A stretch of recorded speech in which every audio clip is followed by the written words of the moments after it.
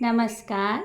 आइए सुनते हैं मुंशी प्रेमचंद जी की लिखी कहानी मोटर के छींटे। क्या नाम की प्रातःकाल स्नान पूजा से निपट, तिलक लगा, पीतांबर पहन, खड़ाऊ पाँव में डाल, बगल में पतरा दबा, हाथ में मोटा सा शत्रु मस्तक भंजन ले एक जजमान के घर चला। विवाह की शायद विचारनी थी। कम से कम एक कलदार का डौल था, जलपान ऊपर से। और मेरा जलपान मामूली जलपान नहीं है। बाबुओं को तो मुझे निमंत्रित करने की हिम्मत ही नहीं पड़ती। उनका महीने भर का नाश्ता मेरा एक दिन का जलपान है। इस विषय में तो हम अपने सेठों साहूकारों के कायल हैं। ऐसा खिलाते हैं, ऐसा खिलाते हैं, और इतने खुले आम से कि चोला आनंदित हो उठता है। जजमान का दिल देखकर ही मैं उनका निमंत्रण स्वीकार करता हूँ। खिलाते समय किसी ने रोनी सूरत बनाई और मेरी क्षुधा गायब हुई। रोकर किसी ने खिलाया तो क्या, ऐसा भोजन कम से कम मुझे नहीं पचता। जजमान ऐसा चाहिए कि ललकारता जाए, लो शास्त्री जी एक बालूशाही और। मैं कहता जाऊं, नहीं जजमान अब नहीं। रात खूब वर्षा हुई थी। सड़क पर जगह जगह पानी जमा था। मैं अपने विचारों में मगन चला जाता था कि एक मोटर छप छप करती हुई निकल गई। मुंह पर छींटे पड़े। जो देखता हूँ तो धोती पर मानो किसी ने कीचड़ घोलकर डाल दी हो। कपड़े भ्रष्ट हुए वह अलग, देह भ्रष्ट हुई वह अलग। अगर मोटर वालों को पकड़ पाता तो ऐसा मरम्मत करता कि वे भी याद करते। मन महसूस कर रह गया। इस वेश में जजमान के घर तो जा नहीं सकता था। अपना घर भी मील भर से कम न था। फिर आने जाने वाले सब मेरी ओर देख देख कर तालियां बजा रहे थे। ऐसी दुर्गति मेरी कभी न हुई थी। अब क्या करोगे? मन घर जाओगे तो पंडिताइन क्या कहेगी? मैंने चटपट अपने कर्तव्य का निश्चय कर लिया। इधर उधर से 10-12 पत्थर के टुकड़े बटोर लिए और दूसरी मोटर की राह देखने लगा। ब्रह्म तेज सिर पर चढ़ बैठा। अभी 10 मिनट भी न गुजरे होंगे कि एक मोटर आती हुई दिखाई दी। ओहो, वही मोटर थी। शायद स्वामी को स्टेशन से लेकर लौट रही थी। ज्यों ही समीप आई, मैंने एक पत्थर चलाया, भरपूर जोर लगाकर चलाया। साहब की टोपी उड़कर सड़क के उस बाजू पर गिरी और मोटर की चाल धीमी हुई। मैंने दूसरा फायर किया। खिड़की के शीशे चूर चूर हो गए और एक टुकड़ा साहब बहादुर के गाल में भी लगा। खून बहने लगा। मोटर रुकी और साहब उतरकर मेरी तरफ आए और घूंसा तान कर बोले, सुअर, हम तुमको पुलिस में देगा। इतना सुनना था कि मैंने पोथी पत्रा जमीन पर फेंकी और साहब की कमर पकड़कर अड़ंगी लगाई तो कीचड़ में भद्द से गिरे। मैंने चट सवारी गांठी और गर्दन पर 25 रद्दे ताबड़तोड़ जमाए कि साहब चौधी आ गए। इतने में उनकी पत्नी जी उतर आई। ऊंची एड़ी का जूता, रेशमी साड़ी, गालों पर पाउडर, होंठों पर रंग, भौं पर स्याही, मुझे छाते से गोदने लगी। मैंने साहब को छोड़ दिया और डंडा संभालता हुआ बोला, देवी जी, आप मर्दों के बीच में न पड़े। कहीं चोट चपेट आ जाए तो मुझे दुख होगा। साहब ने अवसर पाया तो संभल कर उठे और अपने बूटदार पैरों से मुझे एक ठोकर जमाई। मेरे घुटने में बड़ी चोट लगी। मैंने बौखलाकर डंडा उठा लिया और साहब के पाँव में जमा दिया। वह कटे पेड़ की तरह गिरे। मेम साहब छतरी तान कर दौड़ी। मैंने धीरे से उनकी छतरी छीनकर फेंक दी। ड्राइवर अभी तक बैठा था, अब वह भी उतरा और छड़ी लेकर मुझ पर पिल पड़ा। मैंने एक डंडा उसको भी जमाया, लौट गया। 50 आदमी तमाशा देखने जमा हो गए। साहब भूमि पर पड़े पड़े बोले, रास्कल, हम तुमको पुलिस में देगा।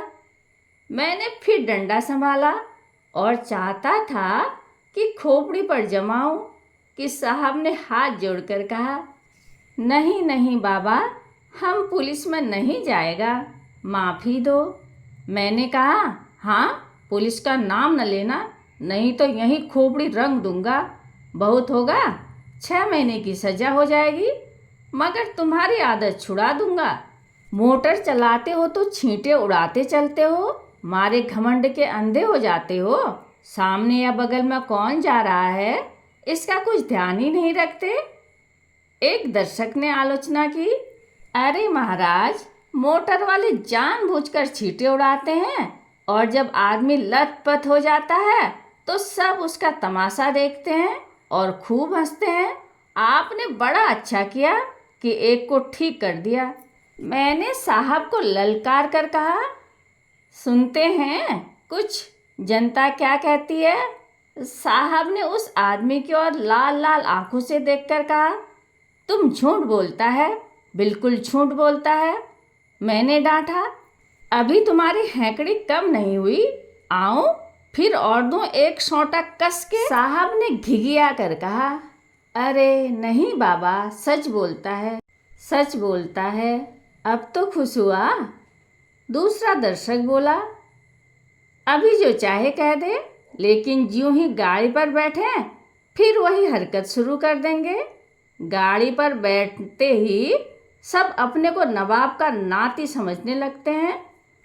दूसरे महाशय बोले, इससे कहिए थूक कर चाटे। तीसरे सज्जन ने कहा, नहीं, कान पकड़कर उठाइए बैठाइए। चौथा बोला, अरे ड्राइवर को भी, ये सब तो बदमाश होते हैं।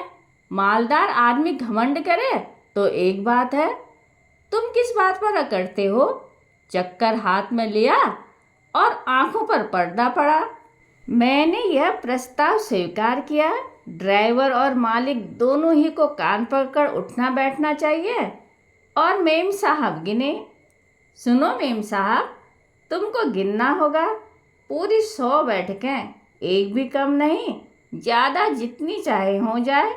2 आदमी ने साहब का हाथ पकड़कर उठाया, 2 ने ड्राइवर महोदय का। ड्राइवर बेचारे की टांग में चोट लगी थी, फिर भी वो बैठ के लगाने लगा। साहब की अकड़ अभी काफ़ी थी। आप लेट गए और ऊल जलूल बकने लगे। मैं उस समय रुद्र बना हुआ था, दिल में ठान लिया था कि इससे बिना 100 बैठकें लगवाए न छोड़ूंगा। 4 आदमियों को हुक्म दिया कि गाड़ी को ढकेल कर सड़क के नीचे गिरा दो। हुक्म की देर थी, 4 की जगह 50 आदमी लिपट गए और गाड़ी को ढकेलने लगे। वह सड़क बहुत ऊंची थी, दोनों तरफ की जमीन नीची। गाड़ी नीचे गिरती और टूट टाट कर ढेर हो जाती। गाड़ी सड़क के किनारे तक पहुंच चुकी थी कि साहब कांप कर उठ खड़े हुए और बोले, बाबा, गाड़ी को मत तोड़ो, हम उठेगा और बैठेगा। मैंने आदमियों को अलग हट जाने का हुक्म दिया, मगर सबों को एक साथ दिल लगी मिल गई थी। किसी ने मेरी ओर ध्यान न दिया, लेकिन जब मैं डंडा लेकर उनकी ओर दौड़ा तब सब गाड़ी छोड़कर भागे और साहब ने आंख बंद करके बैठकें लगानी शुरू की। मैंने 10 बैठक के बाद मेम साहब से पूछा, कितनी बैठकें हुई?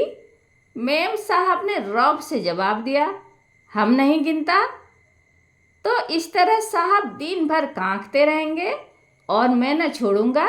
अगर उनको कुशल से घर ले जाना चाहती हो तो बैठ के गिन दो, मैं उनको रिहा कर दूंगा।